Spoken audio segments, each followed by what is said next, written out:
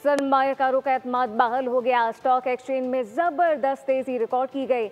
Index में 5,000 से ज़्यादा पॉइंट का इजाफा रिकॉर्ड किया गया। इंडेक्स 1,21,197 की सतह पर पहुंच चुका है। सरमायाकारों का एतमाद बहाल। स्टॉक एक्सचेंज में ज़बरदस्त तेज़ी। 100 इंडेक्स में 5,000 से ज़्यादा पॉइंट का इजाफा रिकॉर्ड किया गया। इंडेक्स 1,21,197 की सतह पर पहुंच चुका है। तेजी से इजाफा रिकॉर्ड किया गया है। इंडेक्स में 5,000 से ज़्यादा पॉइंट का इजाफा रिकॉर्ड किया गया। तफसीलात क्या है, कफील अहमद से जानते हैं। जी कफील।